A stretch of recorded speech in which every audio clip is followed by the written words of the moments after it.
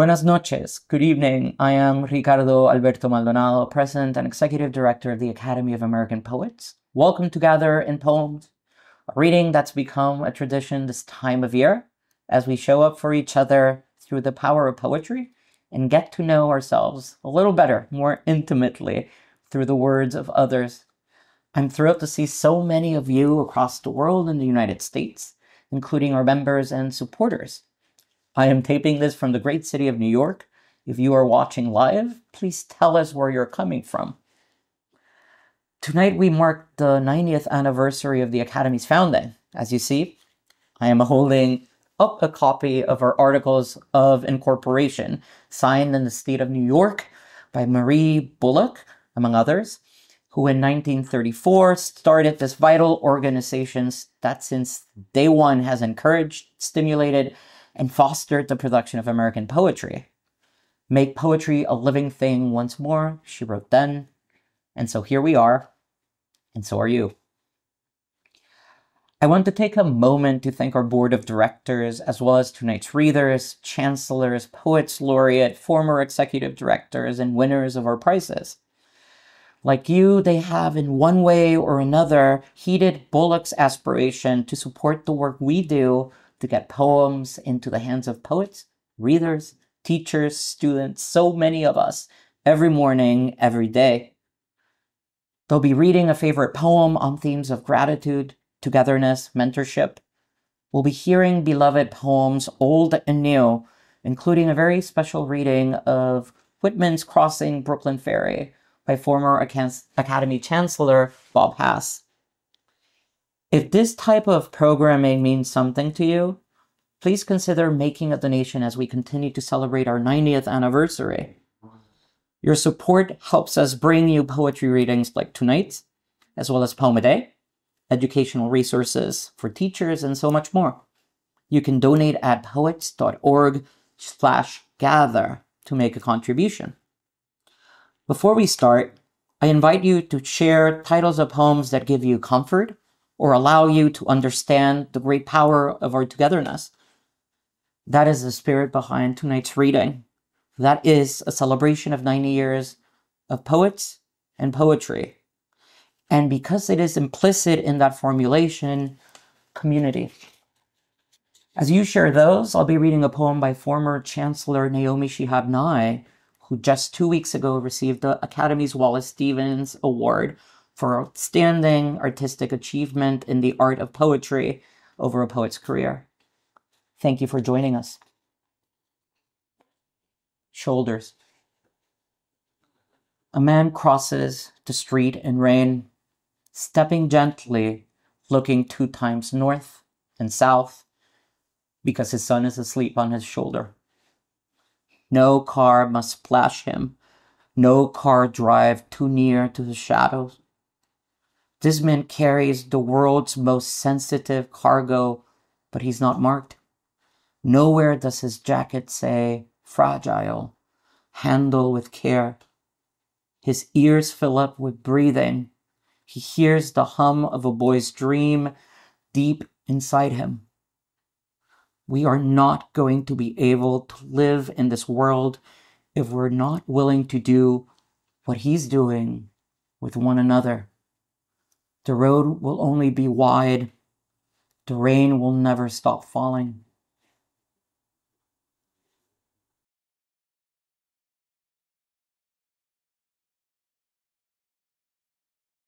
This is a poem by the Turkish poet Nim Hikmet on living. Living is no laughing matter. You must live with great seriousness. Like a squirrel, for example. I mean, without looking for something beyond and above living. I mean, living must be your whole occupation. Living is no laughing matter. You must take it seriously. So much so, and to such a degree that, for example, your hands tied behind your back to the wall, or else in a laboratory in your white coat and safety glasses, you'll be able to die for people. Even for people whose faces you've never seen. Even though you know living is the most real, the most beautiful thing.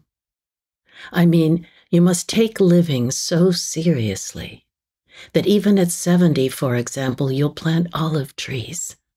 And not for your children either, but because although you fear death, you don't believe it.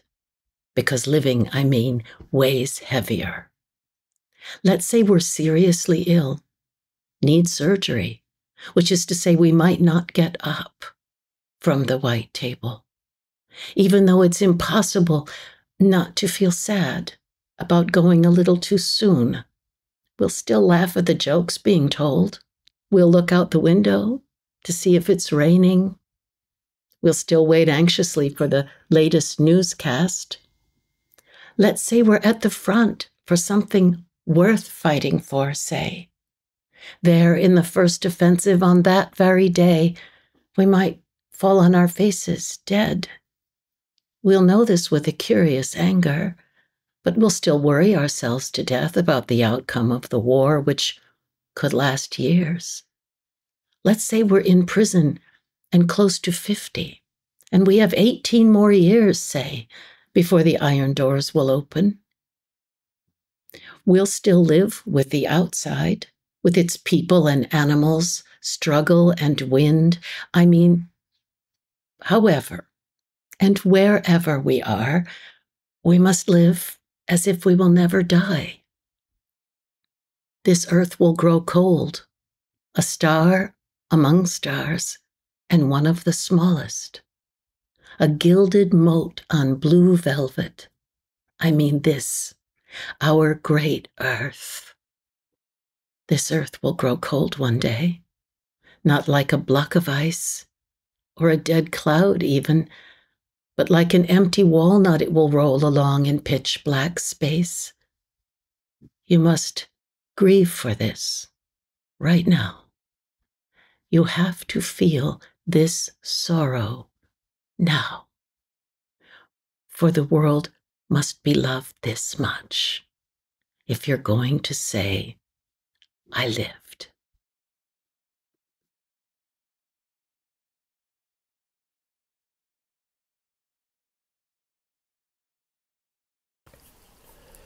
Hi, my name is Joseph Rios, and I'm so proud to be here with you all sharing poems.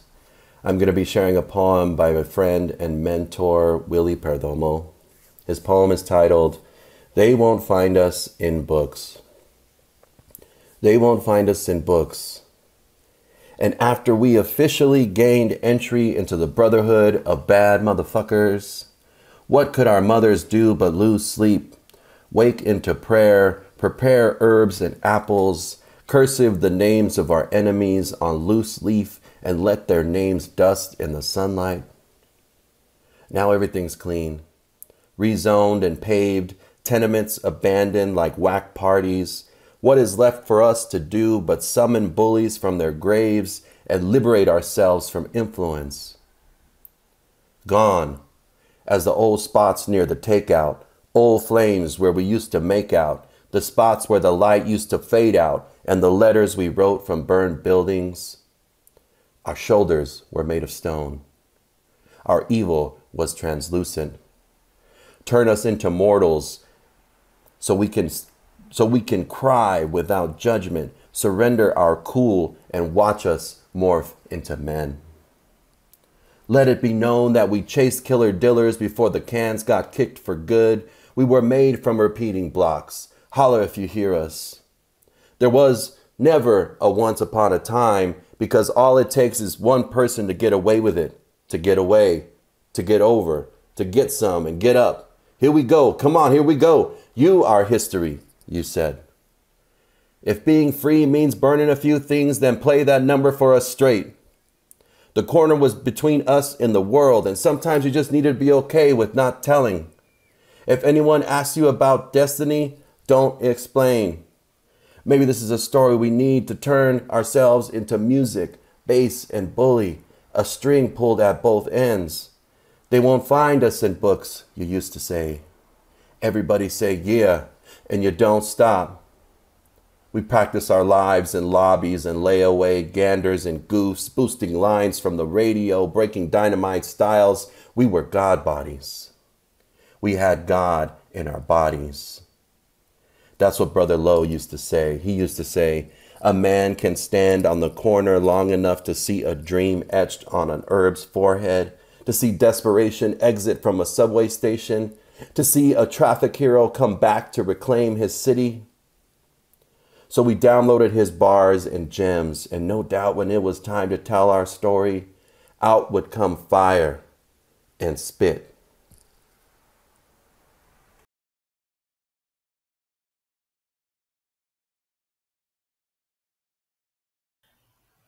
The Miracle of Giving. This is a poem by D.A. Powell, one of my favorites, and I'm Diane Seuss. I chose the poem because I felt I needed it now more than ever, with the feeling of impending, scary decision-making in this country and in the world. And it also brings me back to being a kid and going to churches to try to find a version of salvation or soul that could help me. A little kid, I wandered the little village I lived in and looked. It took me many decades to find it, and this poem reflects maybe part of what I found. Again, the miracle of giving.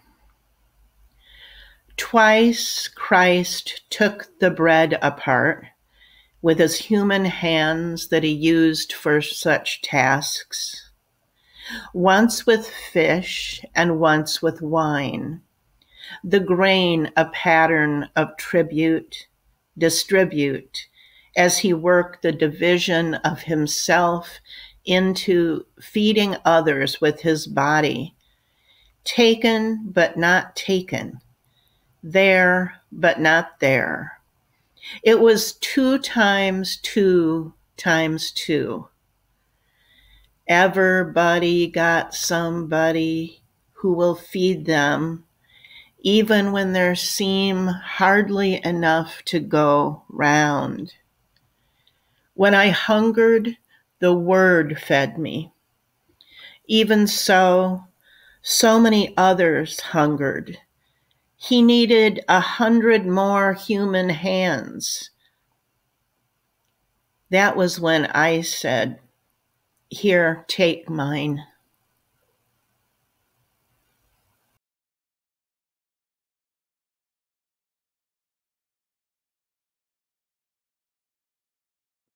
Hello, everyone. My name is Andrea Gibson, and it's an honor to be here with Gather in Poems. I'm going to be sharing a poem by Jeffrey McDaniel today, and I have loved Jeffrey's writing ever since years ago. I heard a line of his that read, "I've had the wind knocked out of me, but never the hurricane." This is a poem about basketball. I love poems about basketball because basketball is why I was able to go to college and study creative writing.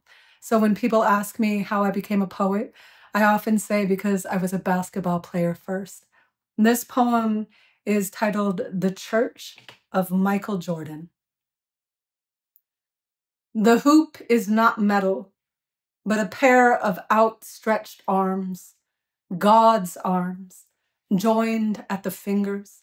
And God is saying, "Throw it to me." It's not a ball anymore. It's an orange prayer. I'm offering with all 4 chambers. And the other players, the Pollock of limbs, flashing hands and teeth, are just temptations, obstacles between me and the Lord's light. Once, during an interview, I slipped. I didn't pray well tonight. And the reporter looked at me, The same one who'd call me a baller of destiny and said, "You mean play, right?" Of course, I nodded. Don't misunderstand. I'm no reverend of the flesh. Priests embarrass me. A real priest wouldn't put on that robe, wouldn't need the public affirmation. A real priest works in disguise, leads by example, preaches with his feet. Yes, Jesus walked on water, but how about a staircase of air? And when the clock is down to its final ticks, I rise up and over the palms of a non-believer, the whole world watching, thinking it can't be done. I let the faith roll off my fingertips, the ball drunk with backspin, a whole stadium of people holding the same breath simultaneously, the net flying up like a curtain, the Lord's truth, visible for an instant, converting non-believers by the bushel, who will swear for years they've witnessed a miracle.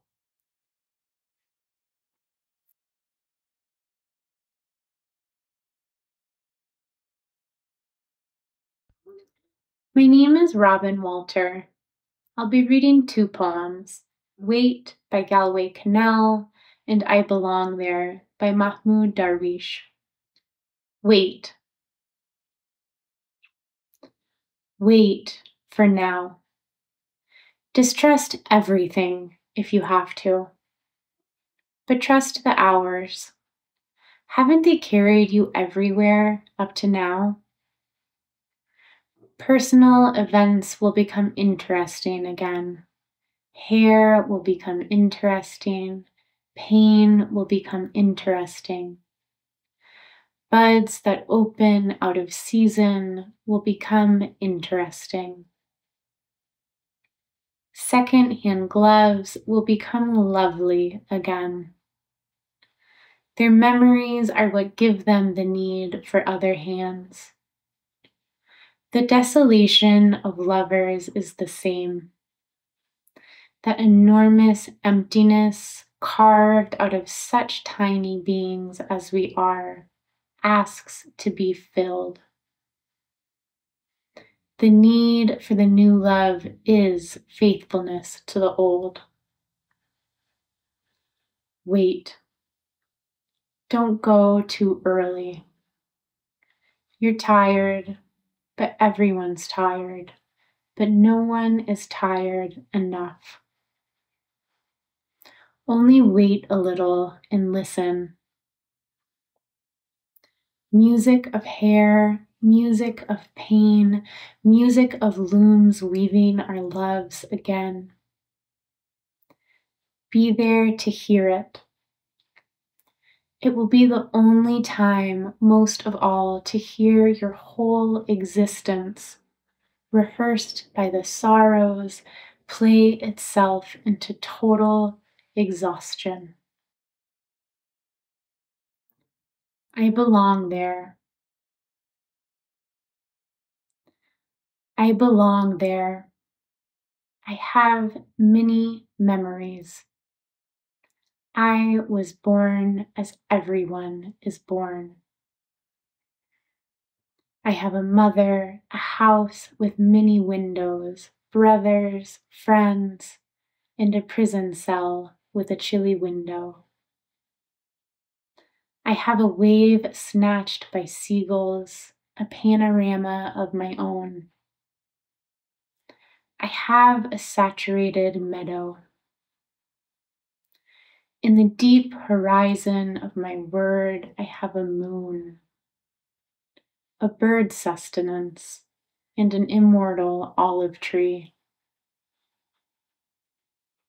I have lived on the land long before swords turned man into prey. I belong there. When heaven mourns for her mother, I return heaven to her mother. And I cry so that a returning cloud might carry my tears. To break the rules, I have learned all the words needed for a trial by blood. I have learned and dismantled all the words in order to draw from them a single word: home.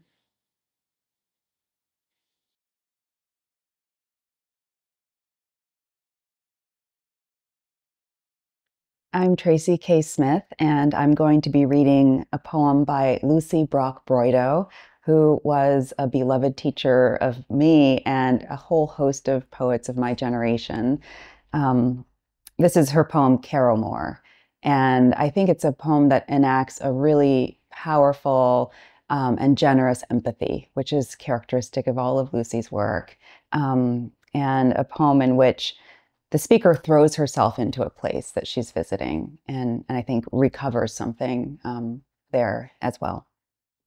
This is Carolmore by Lucy Brock-Broido. All about Carolmore, the lambs were blotched blue, belonging. They were waiting for carnage or snuff. This is why they are born to begin with, to end. Ruminants do not frighten at anything, gorge in the soil, butcher noise, the mere graze of predators. All about Carolmore, the rain quells for 3 days. I remember how cold I was, the botched job of traveling, and just so. Wherever I went, I came with me. She buried her bone barrette in the ground's woolly shaft, a tear of her hair, an old gift to the burnt other who went first. My thick braid, my ornament, my belonging, I remember how cold I will be.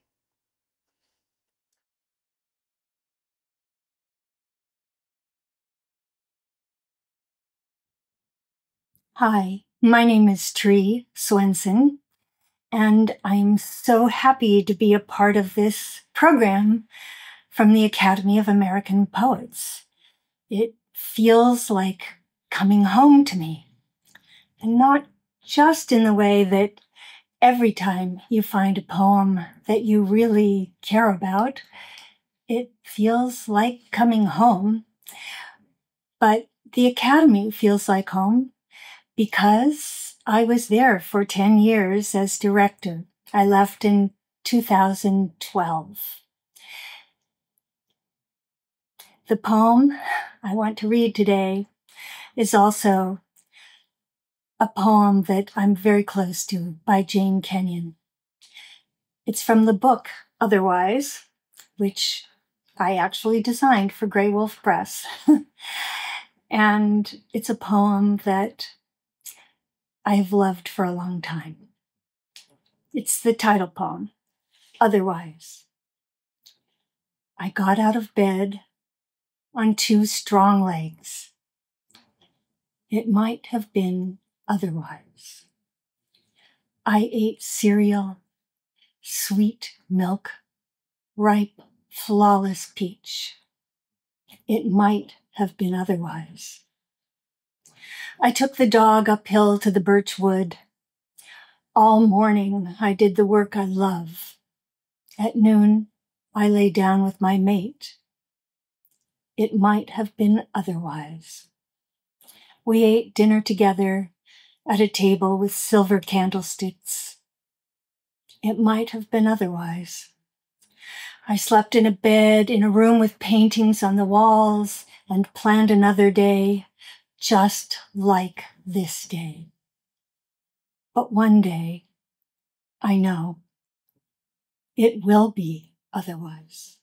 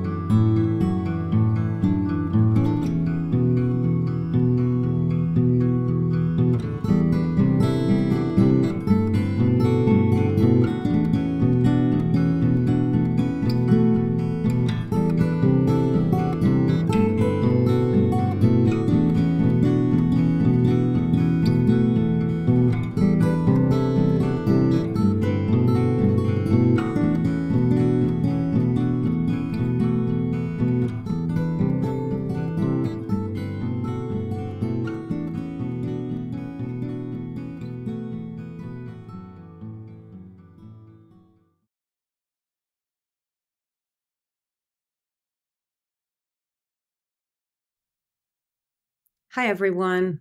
I am happy to be back with you all, and I want to thank President and Executive Director Ricardo Maldonado for the invitation to join you in community and in poetry and in celebration of the Academy of American Poets' incredible 90th anniversary and in the wake of the recent election. I have two poems to share this afternoon, one from a poet in our past and one from a poet in our present. The first is an excerpt from Elegy in Joy by Muriel Rukeyser. The word of nourishment passes through the women, soldiers and orchards rooted in constellations, white towers, eyes of children, saying in time of war, "What shall we feed?" I cannot say the end. Nourish beginnings. Let us nourish beginnings. Not all things are blessed, but the seeds of all things are blessed. The blessing is in the seed. This moment, this seed, this wave of the sea, this look, this instant of love. Years over wars and an imagining of peace, or the expiation journey toward peace, which is many wishes flaming together, fierce, pure life, the many living home. Love that gives us ourselves in the world known to all. New techniques for healing of the wound and the unknown world. One life, or the faring stars. And the second poem is by another one of my favorite poets, Evie Shockley, and it recently appeared in Poem-A-Day.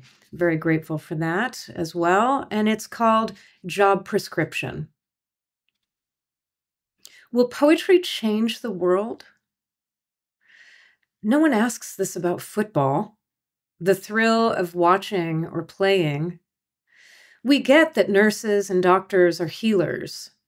No question that rabbis, priests, and imams guide individuals and groups through spiritual thickets.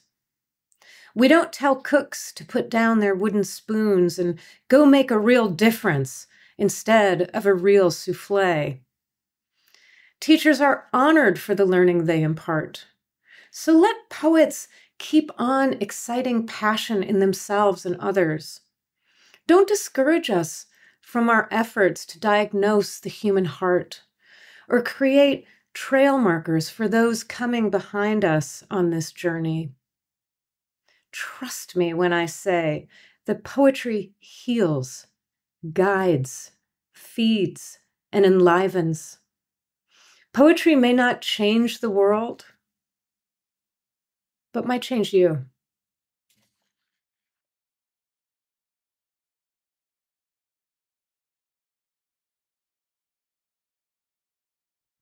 I'm Patricia Smith, and this is Words Whispered to a Child Under Siege by Joseph Fana. No, we're not going to die.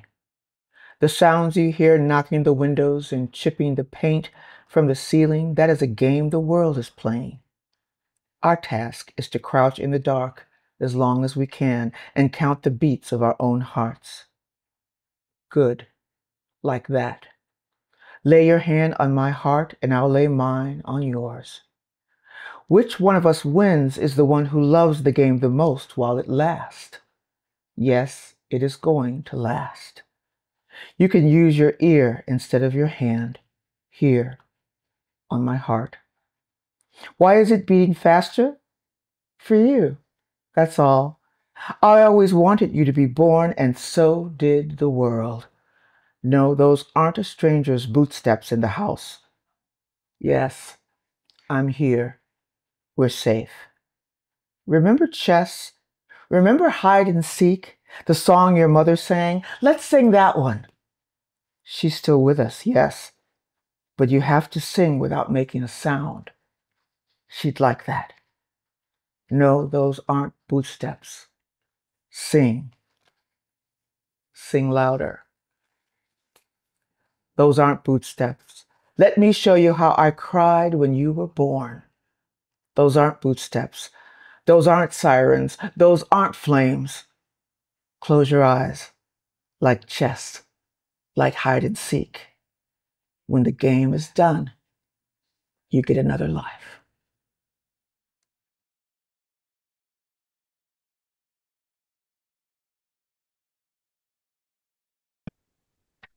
Hey, what's up, everybody? My name is Avery R Young.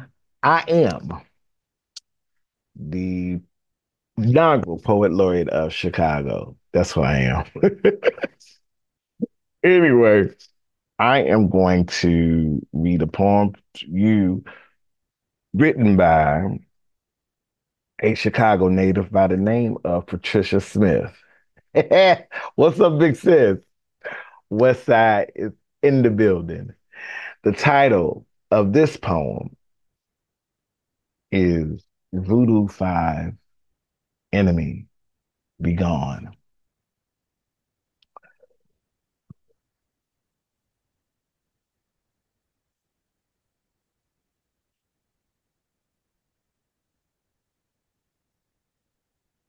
Don't let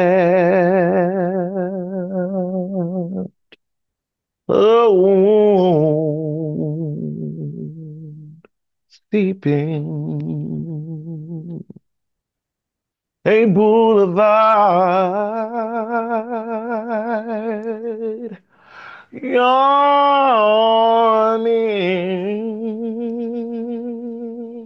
some memories, some memories fractured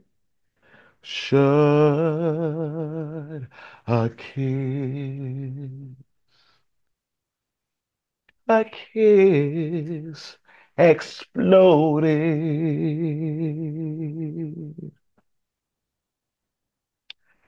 She left, no stone resting a bone, army floating, right stated. She left, my Lord, she left the horizon sliced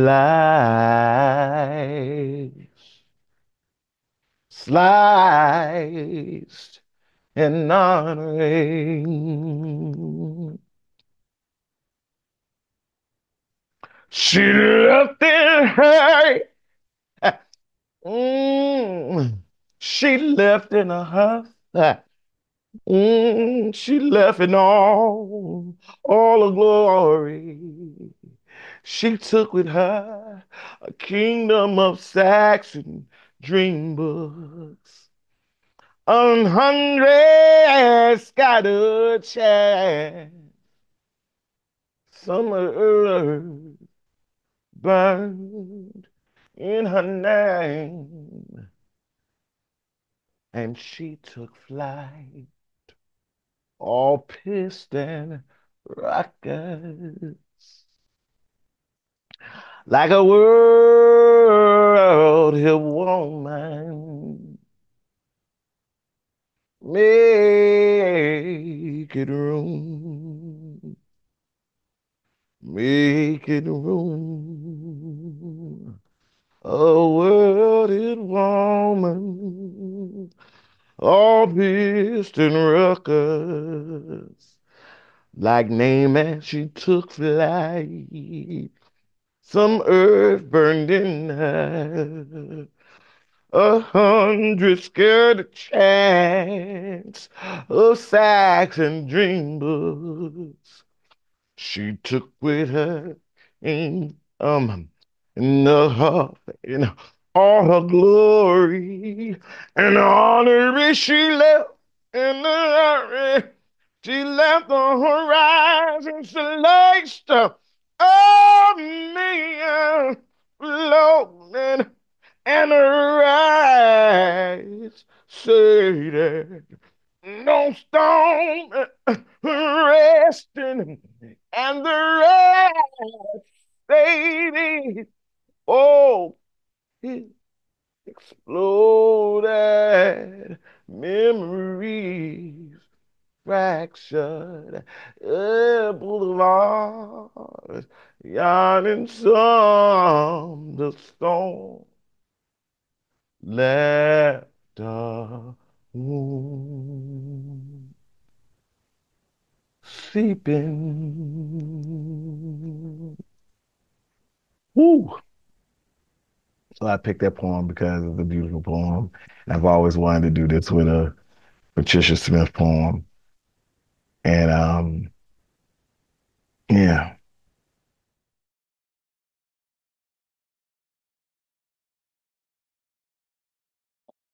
Thank you again, everyone, for joining us at this year's Gathering Poems.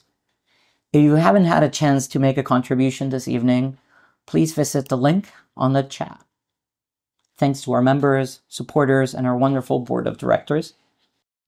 And now, as we come to a close, I am thrilled to share a special reading of Walt Whitman's Crossing Brooklyn Ferry by former Chancellor Robert Hass. Thank you for being here as we celebrate 90 years of poetry and poets with you, our dear readers.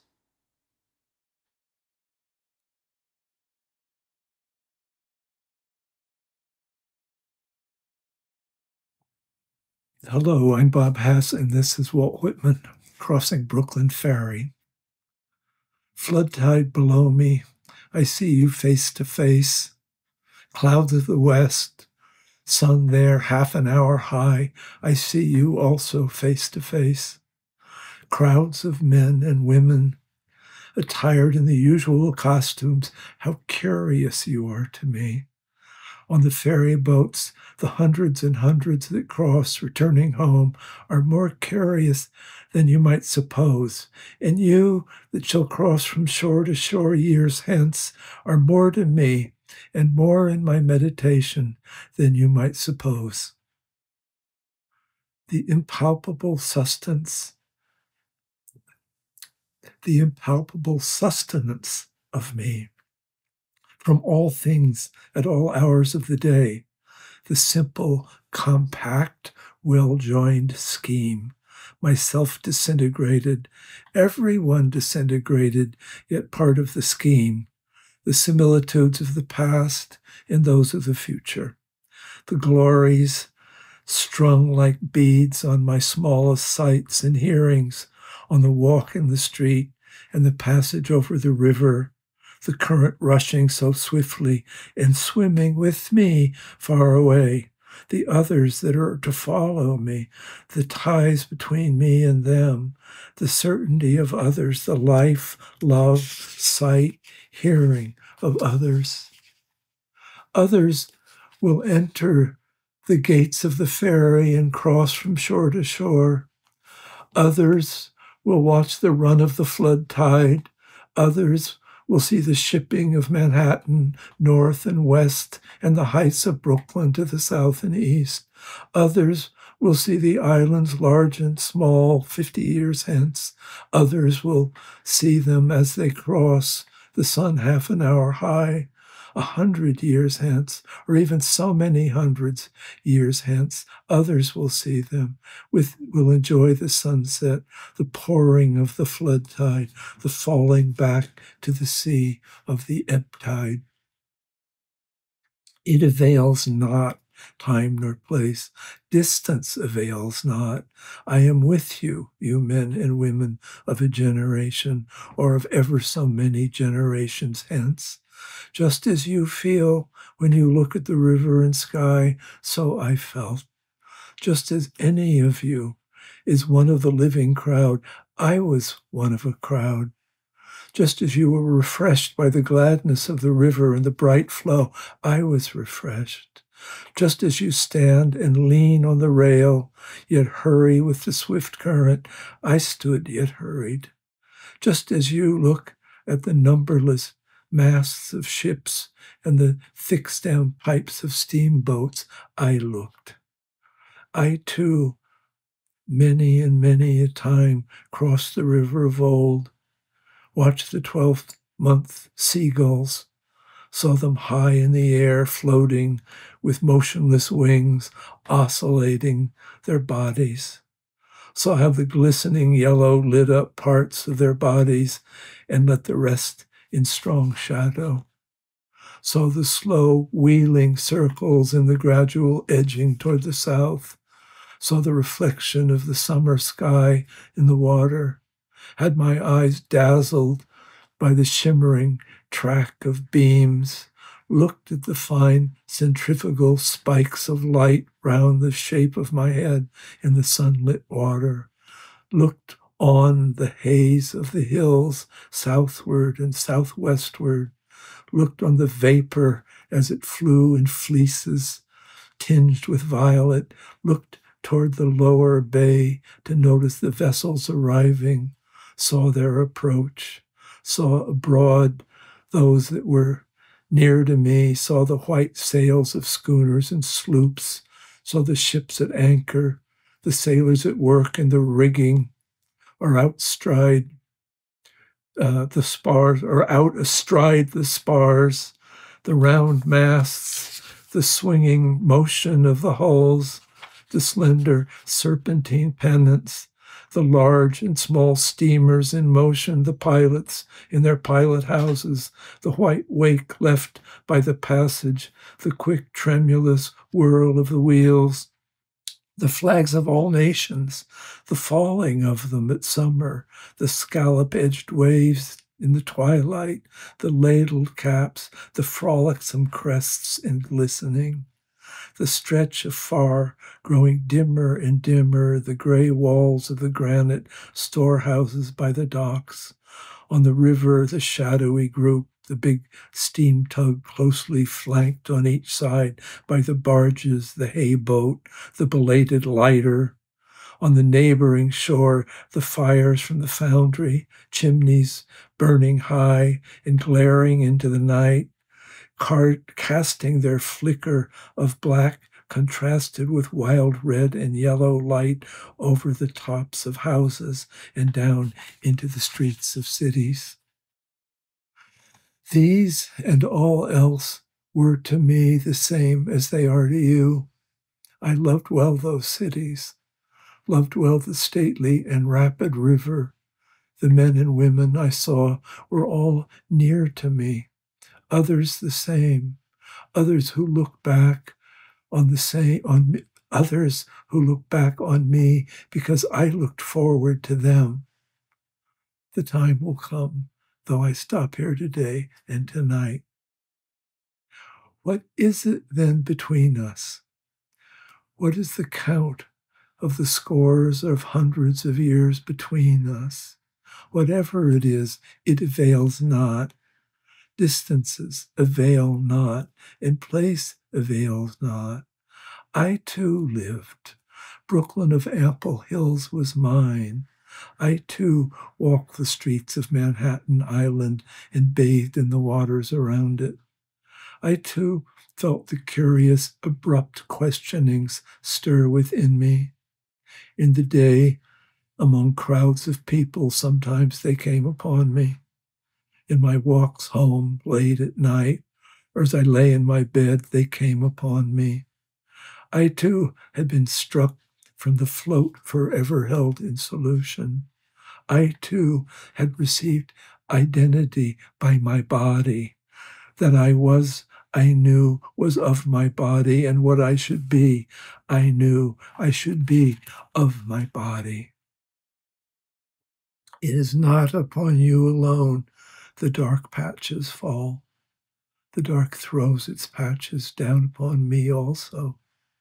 The best I had done seemed to me blank and suspicious. My great thoughts, as I suppose them, were they not in reality meager? Nor is it you alone who know what it is to be evil. I am he who knew what it was to be evil. I too knitted the old knots of contrariety, blushed, blabbed, resented, lied, stole, grudged, had guile, anger, lust, hot wishes I dared not speak, was wayward, vain, greedy, shallow, sly, cowardly, malignant. The wolf, the snake, the hog not wanting in me, the cheating look, the frivolous word, the adulterous wish not wanting, was time with the rest, was one with the rest, the days and haps of the rest, was called by my nighest name, by clear, loud voices of young men as they saw me approaching or passing. Fold their arms on my neck, felt their arms on my neck as I stood, or the negligent leaning of their flesh against me as I sat. Saw many I loved in the street or ferry boat or public assembly, yet never told them a word. Lived the same life with the rest, the same old laughing, gnawing, sleeping, played the part that still looks back on the actor or actress, the same old role, the role that is what we make it, as great as we like, or as small as we like, or both great and small. Closer yet I approach you. What thought you have of me now? I had as much of you. I laid in my stores in advance. I considered long and seriously of you before you were born. Who was to know what should come home to me? Who knows but I am enjoying this? Who knows for all the distance, but who knows for all the distance, but I am as good as looking at you now, for all you cannot see me. Ah, what can ever be more stately and admirable to see than mast-hemmed Manhattan, river and sunset and scallop-edged waves at flood tide, the seagulls isolating their bodies, the hay boat in the twilight and the belated lighter? What god can exceed these that clasp me by the hand and with voices I love call me promptly and loudly by my nighest name as I approach? What is more subtle than this, which ties me to the woman or man that looks in my face, which fuses me into you now and pours my meaning into you? We understand then, do we not?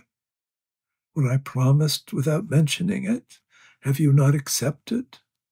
What the study could not teach, what the preaching could not accomplish, is accomplished, is it not? Flow on, river. Flow with the flood tide, and ebb with the ebb tide. Frolic on, crested and scallop-edged waves, gorgeous clouds of the sunset. Drench with your splendor me or the men and women, generations after me. Cross from shore to shore, countless crowds of passengers. Stand up, tall masts of Manhattan.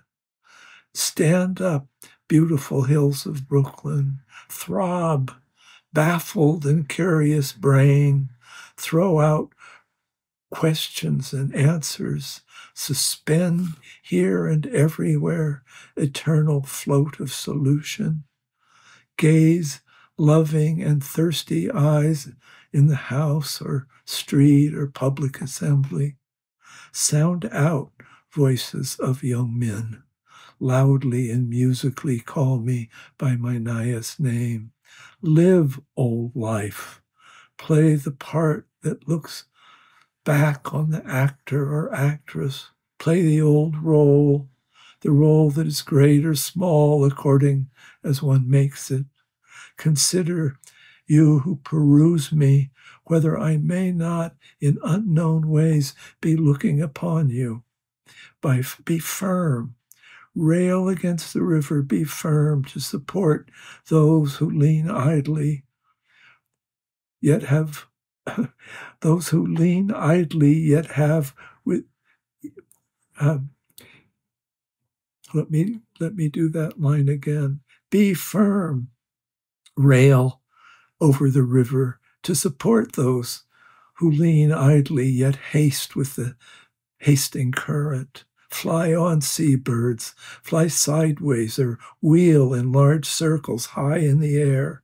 Receive the summer sky you water and faithfully hold it till all downcast eyes have time to take it from you. Diverge, find spokes of light from the shape of my head or anyone's head in the water below. Come in, ships from the lower bay, pass up and down white-sailed schooners, sloops, lighters, flaunt away flags of all nations, be duly lowered at sunset, burn high your fires, foundry, chimneys, cast black shadows at nightfall, cast red and yellow light over the tops of the houses. Appearances now and henceforth indicate what you are.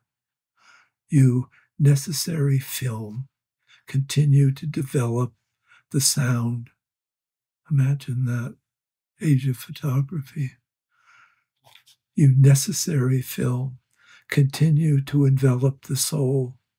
Above my body for me, about my body for me, and your body for you, be hung our divinest aromas.